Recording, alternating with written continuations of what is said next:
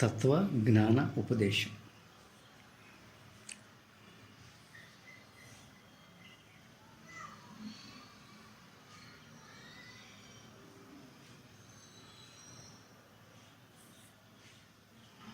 ఆధ్యాత్మికత యొక్క చర్మస్థాయి నుంచి తత్వజ్ఞాన ఉపదేశాన్ని చెప్తున్నాడు ముని.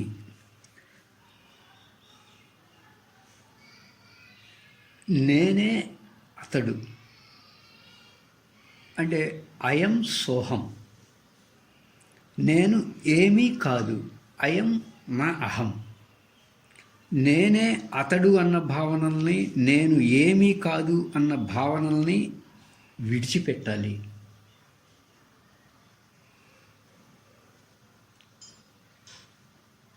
ఇలా రెండు రకాలుగా భావించటం, పూర్తిగా వాటిని విడిచిపెట్టాలి.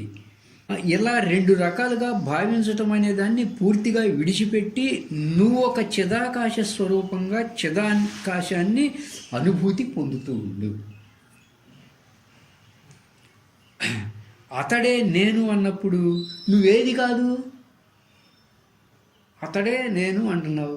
అతడే నేను అన్నప్పుడు నువ్వేది కాదు అంటే అతడు వేరు నేను వేరు అన్న భావన తీసుకొస్తుంది అది.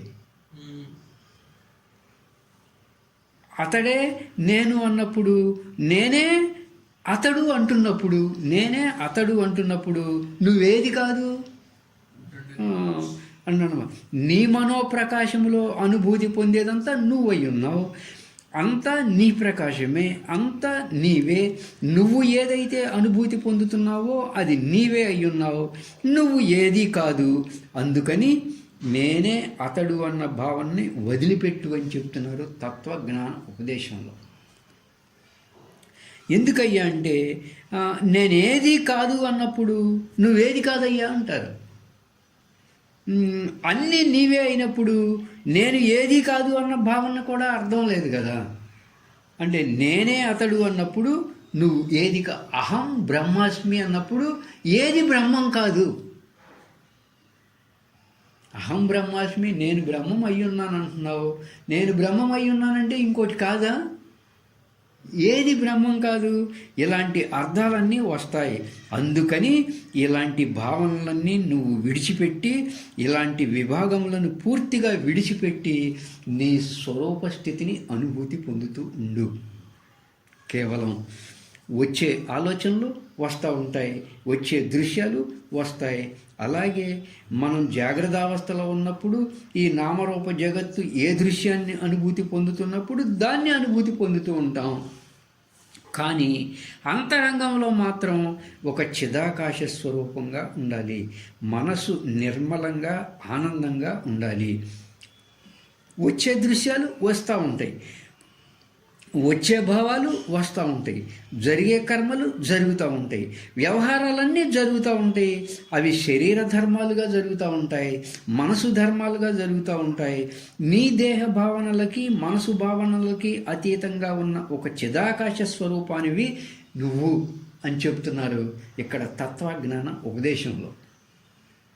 నేనే అతడు, నేను ఏది కాదు అన్న భావనను పూర్తిగా విడిచిపెట్టు. అంటే అహం బ్రహ్మ అస్మి అనేటువంటి భావన కూడా పూర్తిగా విడిచిపెట్టేసి అసలు ఏ భావనలో నువ్వు తెచ్చుకోవద్దు, ఏ భావనలో నువ్వు తెచ్చుకోవద్దు.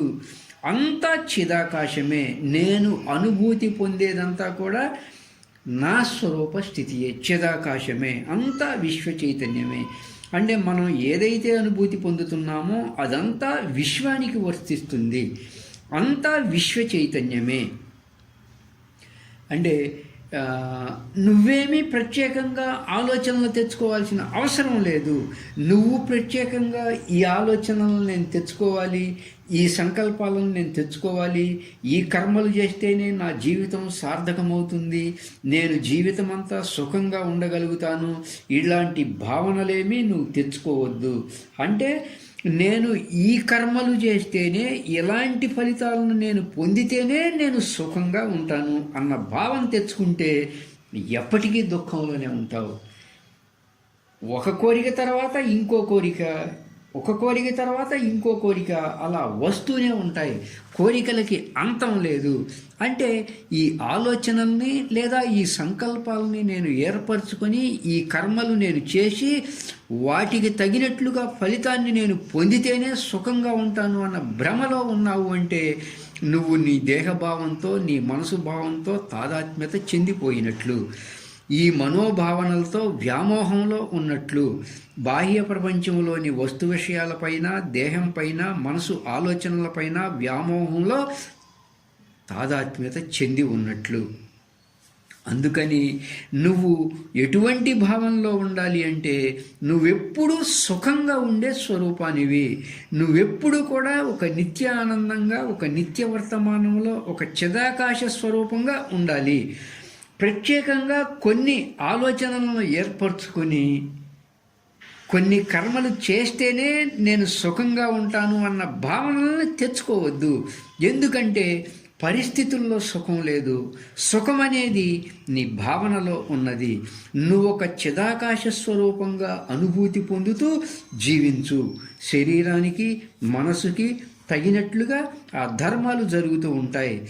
వాటిని గమనించేవాడిలాగా అంతరంగంలో ఎప్పుడు ఒక ఆనంద స్థితిలో ఉండు, ఒక చిదాకాశ స్వరూపంగా ఉండు అని తత్వజ్ఞాన ఉపదేశం మనకి బోధిస్తూ ఉన్నది.